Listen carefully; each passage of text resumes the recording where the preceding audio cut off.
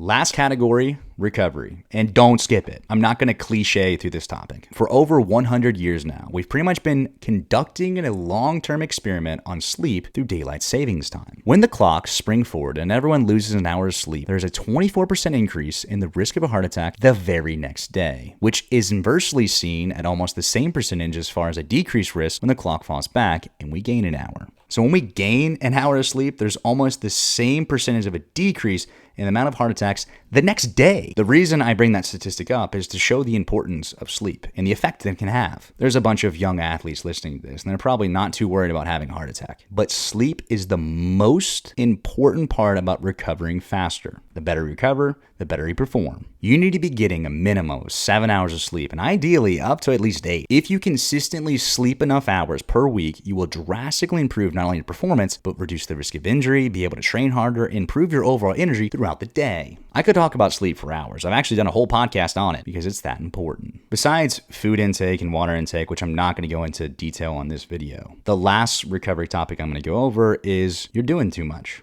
This one might be for the parents as well. I get staying super busy. I get younger athletes playing multiple sports, as they should. But sometimes, in order to improve on one or two things, you need to do one or two things less. Sports performance or athletic performance is very heavily relied on this last analogy to finish off this video. Let's say you're coming fresh off summer break. You've had some downtime and you've recovered from the previous season. That recovered state is a fresh square of spring grass and ground. You have tryouts and start your high school season. In those first few weeks of high-intensity competitive practices, you're quickly digging a lot into that patch of grass. The harder you practice, the more times you're training, the more games you have, the more you dig into that ground. And the less you focus on sleep or get enough sleep, the more often you don't get enough food, the right food, or drink enough water, the bigger not only the hole gets, but the bigger the shovel gets. And the only way to put dirt back into the hole before you find yourself deeper and deeper is by making sure you put dirt back in with proper recovery. All while paying attention to how much dirt you're taking out and how big the shovel gets. Trying to prevent the point at which you're getting too deep, that you're flirting with injury and affecting your performance because you're digging so fast that you can't put enough dirt back in. Or even worse, you start having a slight injury and you ignore it and it starts to rain, so the dirt is heavy. So at this point, getting out of that hole, because it is so deep, or getting enough dirt back in, can only be accomplished by taking days off or weeks off in the sun to shine again. 1. Punishing an athlete for being late. Now, this one does have some caveats to it before anyone gets mad. If it's right after school and you have plenty of time to get to practice, but you're constantly late because you're goofing around, that's on you. Yeah, you need some accountability, and a punishment might help as a reminder to not waste others' time. Or if you're driving yourself to practice and you're constantly late, that's also a problem. I say constantly because sometimes there's traffic or whatever thing you can't account for, no matter how late or early you leave. But outside of the parameters, when it's directly the athlete's fault that they're late,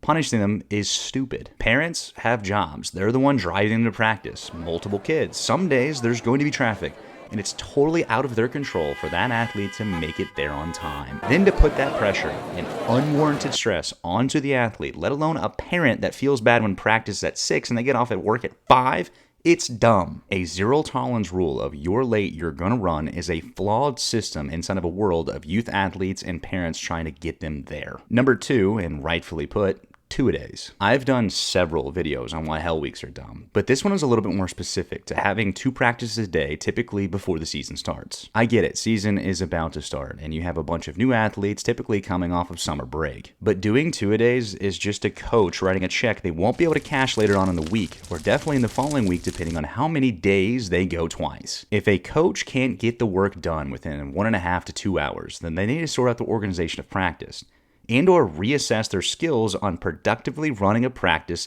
in a good time frame. I don't know how often I've heard athletes come over to the gym or teams talk about doing 2 days and it becomes a good outcome. Wait, it's never. 1 practice a day is all you need. In the long run, players will physically move better, mentally feel sharper, literally be faster, and intelligently know you're a better coach because of it. Number 3. Putting your hands on your knees versus putting your hands on your head. If there was a sports performance or scientifically backed concept that I could send to everyone's cell phone that they would have to read and sign off on, it would be this concept. Putting your hands on your knees when you are tired is significantly more productive for recovery and performance. I'm I'm going to say that a second time. Putting your hands on your knees is better for you. This nonsense is outdated, unintelligent, and just wrong. There was a research study done in 2019, at this point about 5 years ago, that took college-level soccer athletes, had them run on a treadmill, and when recovering, had them put their hands on their knees or their hands on their heads. And in that study, there was significant evidence that shows putting your hands on your knees, you were able to recover faster. By putting your hands on your knees versus your head, you were able to get your heart rate to come down faster, allow you to recover faster, which is going to allow you to play better in that game or practice, or just the next sprint right after. This whole thing has to go. It makes no sense, and the reason it doesn't feel better is because it doesn't work. And no, it doesn't shout, "I'm tired" to the opposing team. Or at least if they were educated, it wouldn't. A coach that is still advocating for this posture when tired is like the dad on the sidelines that thinks their coaching advice is helping out at all, when in reality, it's just embarrassing, uninformed, and ineffective. Here are the 10 most important concepts all athletes should know about training and sports performance. This is a full summary of each topic I'm going to go over, all of which will have several important details that I think every athlete, parent, and coach should know. A few highlights here, including how you didn't know there were phases when it comes to sprinting. Fast feet don't matter. Coaches are running practices too fast and creating the chaos. Your body has a speed limit in which is based on how fast you can slow down, and a ton more. Starting off with sprinting mechanics. When it comes to sprinting in a straight line, there are two phases, an acceleration phase and a top end speed phase, both of which have mechanical differences when it comes to movement. And in order to maximize not only your short burst speed, but to increase your top speed, you'll want to master these mechanics. The first thing to understand is what they look like. During the acceleration phase, you'll be more at an angle and legs will be moving in a piston-like motion. The shins also stay more at an angle, with the feet staying low to the ground. This phase happens during the beginning of a sprint as you're trying to get up to speed as fast as possible. The legs will start cycling or moving in a circular motion. Then once you get up to speed, your posture will gradually start to become upright, with the foot recovering underneath the hip, then out in front and finishing by snapping back, almost pulling the ground under you. A lot of athletes, all too common, are using top-end speed mechanics during their acceleration phase, which is limiting their overall speed. Note, I have videos on almost all of these topics that go in more depth. In this video, I'm just touching on each concept a little bit, condensing everything into kind of a master video. In order to run fast, you must run fast. I could have paired this with the first topic because it's relation, but because it's so important and oftentimes glanced over, I gave its own category. There are tons of great training concepts to work on speed. You've got sleds, plyos, or just pure strength training. But at the end of the day, hands down, the most important training element, modality, or concept when it comes to getting faster is you must sprint fast. Those who sprint faster more often get to sprint faster, which I know sounds ridiculous, but think about it this way. If you were to take 100 random athletes, ages 16, from each sport that participate in track, soccer, football, volleyball, and bowling, have them race, which sport would have the most athletes in the top 20? It would probably be in that order: track first, soccer, football, volleyball, and finally bowling. It's also the order to which those individuals tend to do the most sprints, or more important, sprints at higher efforts consistently. If you want to sprint faster, then you need to sprint faster more often. All athletes need to jump and do plyometrics. It doesn't matter if you are a jumping athlete per se, a basketball player or a volleyball player. All athletes need to jump and do plyos. Sprinting is basically a bunch of quick and explosive single leg bounces. Change direction is heavily based on your ability to slow down and absorb force, just like when loading or landing a jump. And there are all sorts of benefits that an athlete can get from jump training, not only from a performance standpoint, from an injury standpoint as well. Here are some basic ideas surrounding jump training. Almost everything done in sports is based on force application and force absorption. So applying force or absorbing it. Or they are based in the category of triple flexion to triple extension, which is a key concept to a bunch of movements in all sports. Simply put, when looking at a jump, triple flexion is where the ankle, knee, and hip flex during the loading period. Promptly after the proper timing, load sequence, and force applied down to jump up, you go into triple extension, to whereas the ankle, knee, and hip extend. An athlete that can do this more explosively and higher will be able to translate it into a ton of other important movements seen in sports based on this concept. When you sprint, triple flexion and a triple extension. When cutting, flexion, extension. Hitting a ball, throwing a ball. Almost all of the major and most important movements to your sport is based on the simple concept of triple flexion to triple extension, or force absorption with force application in some way. By learning how to effectively jump higher in a multitude of modalities, you'll be able to load force better, apply it, and absorb it inside of a basic movement pattern. Then when it comes to plyometrics, which is not the same as jump training, even though they have some crossover, they are different. We get to focus on some other more important training aspects when it comes to performance. By working on increasing ground force production, or an athlete's ability to apply more force into the ground, all while reducing ground contact time. Or more simply put, plyometrics work on an athlete being able to quickly apply more force into the ground, for example, when sprinting, then through applying more force and quickly bouncing the foot off the ground, limiting how long the foot spins on the ground, they will be able to sprint faster. A combination of proper jump training, effective plyos, with a mixture of single leg and bilateral movement is a key or an extension of training that will make any athlete better.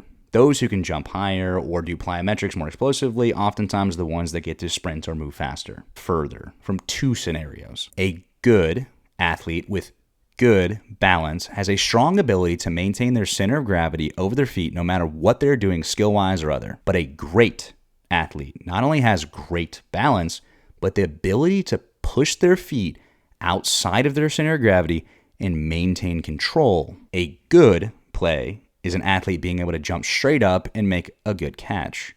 But the great athlete is being able to dive and catch a ball in any direction. Then scenario number 2, if you can't balance well, then you won't be able to slow down fast. And note I said slow down fast. We want to be able to slow down as quickly as possible to cut and change direction quicker. If you're sprinting forward quickly or going to change direction and you can't slow down well because you're losing your balance, then you're not going to be able to precisely cut and change direction as well as you want to. The limiting factor of your performance is at a base level reduced by your balance, translating into your ability to slow down, which will make you a slower athlete. You can only sprint as fast as which you can slow down, so your body almost have a speed limit that forces you to only go as fast as which you can slow down. So if you can slow down faster or slow down better, then you get to sprint faster. If all of a sudden a 10-year-old was as fast as Usain Bolt, the problem doesn't reside in their speed, but their ability to slow down that speed, absorb force, and maintain their balance. What is agility? All too often I have parents asking me or telling me that they want their athletes to have better agility or faster feet. Agility is one of those words that always gets thrown out there because of its prevalence in sports verbiage. But so many people really don't have a clue what it is. Then if I ask them, what is agility, like I just did, the responses are typically more change direction, quickness, but not really what agility is. It's an umbrella of what they're saying, but not specifically getting the right answer. So agility is, simply put, your ability to react to a stimulus quickly and easily. Key word there is stimulus or react. So if we're actually talking about agility training, then there has to be a stimulus or a reactive component. We do agility drills over at the gym, but most of which a parent or athlete is looking for when it comes to what they're really saying is for their athlete to better be able to change direction or small space quickness. Reactive drills are great when it comes to sports performance. They have their time and their place. But it's hard to simulate the number or the amount of stimuluses you actually see in a game when you're doing a controlled drill. So if we can get an athlete to work on their change direction, their overall small space quickness in tighter situations or drills, it will translate to their agility. If I were to take two twins, one of which we just did agility drills, either reacting to a ball or shadowing a teammate, and the other twin doing specific, high-speed, non-reactive, intense change of direction drills. Then have them both apply it to their sport. I would argue the one that did the change of direction drills will be better off, as long as they translate that overall speed of change direction, that intensity of that learned movement into the stimuluses that they actually see or get in their game. Game time stimuluses are way higher than just a reactive drill in front of somebody. We do them, but we want to be able to change direction fast, move quicker, and it'll translate to your agility based on your reaction inside the stimuluses of your game. Then the last thing that is heavily misrepresented when it comes to agility is the old-fashioned fast foot nonsense.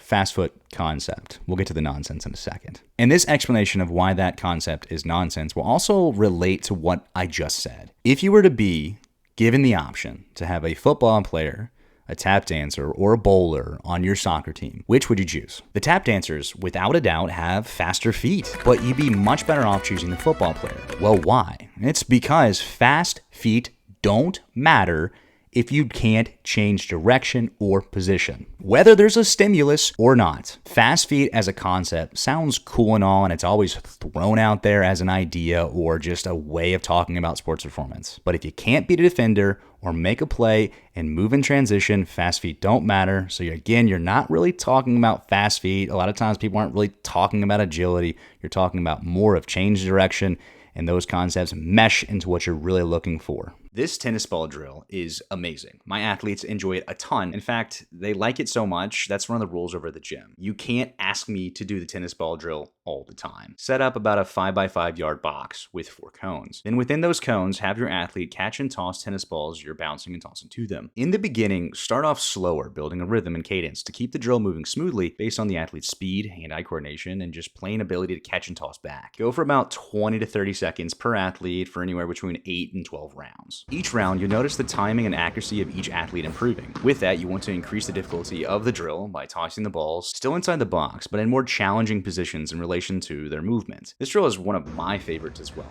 For younger athletes, they get so much out of it. And for the older athletes, you can really push their limits on how fast they can get somewhere and then get the ball back to you. You'll want a decent amount of tennis balls. Store them in your pockets because if the ball goes out of the box from a bad toss or a missed catch, just have the athlete let it go and quickly get back in the middle of the box and ready for the next toss. Make sure that movement-wise, you're staying low or they're staying low, pushing quickly to get to the ball. This is less of a sprinting drill and more focused on small space shuffling or lateral movement. If you don't have a coach to help run this drill, then just go grab a sibling, parent, friend, whatever, teammate to run it with you. The tossing from the coach's perspective, or as you see me doing, not to toot my horn, is a little more difficult than I'm making it look, especially to keep the drill running smooth. I've done this drill with 2 athletes just tossing the ball back and forth. And let's say it becomes more laughing and chasing rogue balls over the gym versus getting in an efficient set with quality movement and reps. Good luck. This drill is basically an athletic duck duck goose set up in a figure 8 of cones. Set up 2 circles with cones creating an 8. The smaller the circles are, the harder the drill is. You don't want them too small or too big. I would say in diameter, you want them to be about 2 to 3 yards for each circle. One athlete will start in the middle of the circles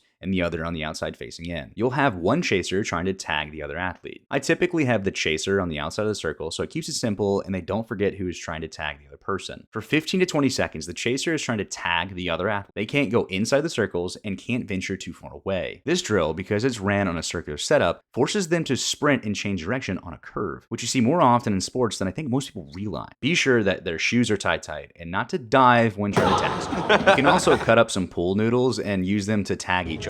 It's just fun, automatically designates the tagger, and adds in a different element to make it seem more like a game. All 3 of these drills are great, but also game-like, which sometimes can seem like a negative word inside of a training setting, but it's really not. By making the drills reactive, competitive, and gamified, oftentimes, if not most definitely every time, it increases the output and intensity of the drill. This over time will not only help with their speed, change direction, agility, but keep them excited and putting effort into drills they actually enjoy. All right, 2 more topics to go, and arguably the most important topics of this video. And I say the most important because these 2 topics are the ones that most people interpret wrong, get the most misinformation about, or just overall do them incorrectly because there's so much bad information about them. Weightlifting. And let's start here. Can you walk up the stairs fast? If I asked you on any given day to sprint up a flight of stairs as fast as possible, could you do it fast without feeling like your leg's gonna snap due to soreness? If the answer is no the majority of the time, then how the heck do you expect to sprint fast on the field or court on any given day? Mind you, I understand I didn't give you a warm-up for sprinting up the stairs, but that's not the point. If you're an athlete and every single training session or weightlifting session you do causes you to be so sore the next day at school or the next 3 days, you're hanging on for dear life to the handrail, your training is off.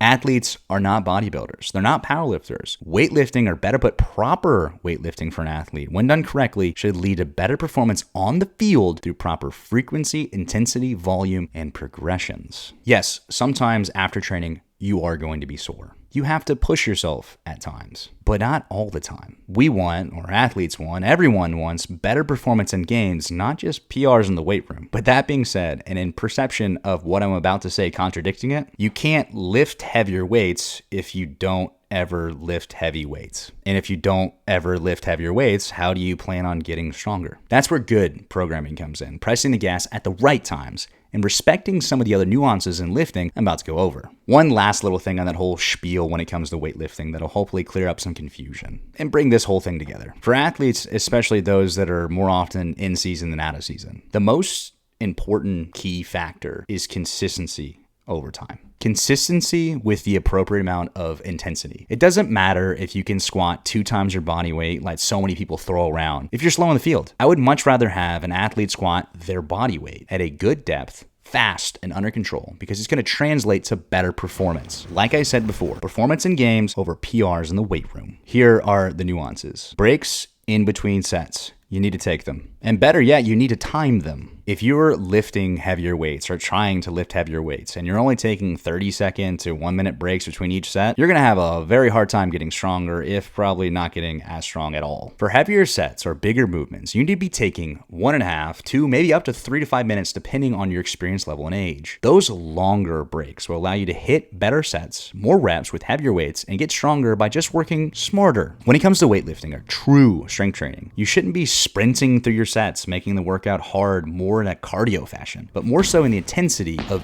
each working set. Then one last thing. This goes for younger athletes or newer athletes to lifting. Get your reps in. In the beginning, you really want to develop a training age before you start chasing crazy numbers or really heavy weights. Let me break this down. Your training age is based on the amount of time you have experience with lifting. And I'm not saying you've lifted for a month here, 3 months there, or 3 years. It needs to be consistent. And inside of that training age, let's say you've lifted for 2 years. Seems like a long time, which it is, but not really. Let's use the bench press in this scenario. Once a week, you flat bar bench press for, let's say, 4 sets of 8. Give or take, sometimes you do 3 to 5 reps, 8 to 10 reps, whatever. Let's use 8 as that kind of middle ground or a good average. 4 sets of 8 reps per week adds up to 32 reps per week. Multiply that time, let's say 50 weeks per year to keep it easy. So 100 weeks over 2 years, which means you've done 3,200 reps in your training career. So 3,200 opportunities to work on the skill set of doing a barbell bench. And yes, weightlifting is very much a skill set, just like anything else inside of your sport. Throwing a ball, kicking, catching a ball, whatever skill required. 3,200 reps when it comes to learning a skill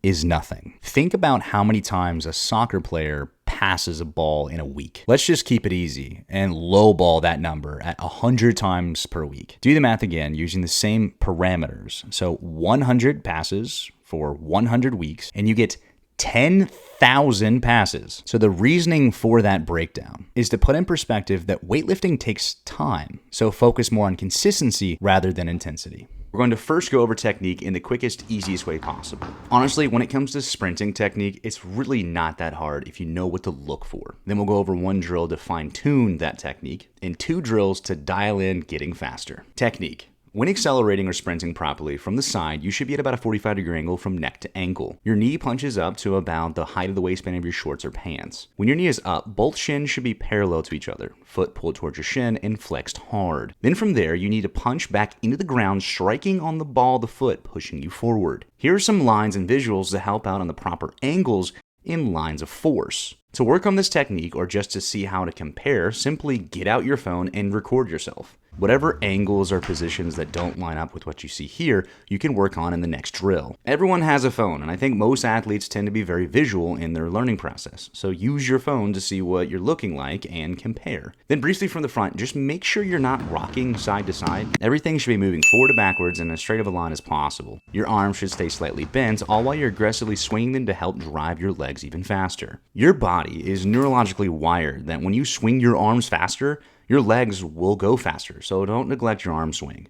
That's why all the top sprinters in the world you see today have jacked upper bodies as well. The technique drill that we have is called a wall drill. All you need to do is firmly place your hands on the wall and walk back to where your feet are underneath your hips and you're at about a 45-degree angle. Keeping your arms straight, back flat, and pressing hard into the wall to hold you up, but also brace your core, rise up onto the balls of your feet. Then bring one knee up to the top position. As you can see here, for the most part, the position I am on the wall is almost identical to the position I am in the first step of sprint and several of the other steps after. Then switch your legs quickly, all while maintaining the same exact position.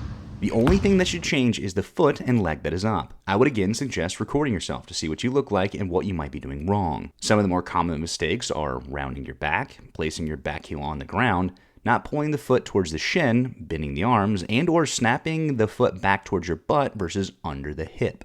Once you've mastered doing single switches, you can progress to doing doubles, triples, and even just repping it out into the wall for short bursts of speed. Just make sure the entire time you look exactly the same.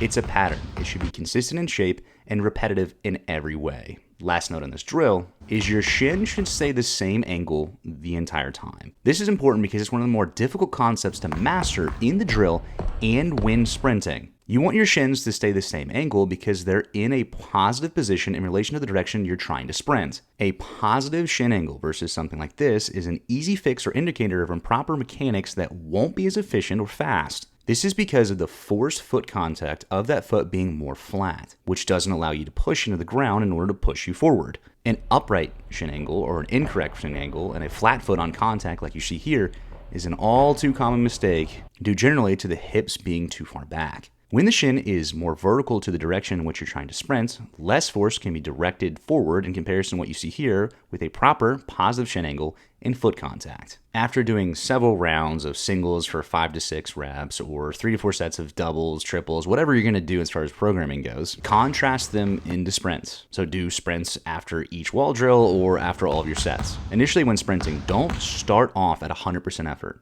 It's way easier to work on individual steps and technique by slowing down a little bit and then speeding up later on. I say it every speed video I have done, and I'm not going to stop now. Those who sprint faster more often get to sprint faster, which also means if you want to sprint fast, you must sprint fast. And you can only do that if you take the proper length break. When it comes to sprinting, initially you have to work on technique. You got to fine tune it. Then after that, it's all about taking that technique and putting as much force as you can in the ground and quickly getting that foot off of the ground. The more force you can put down while reducing the amount of time your foot is on the ground will ensure more of that effort or force comes back to you in order to maximize your speed. That's it. Any questions, please feel free to ask. Don't forget to subscribe, and thank you for watching.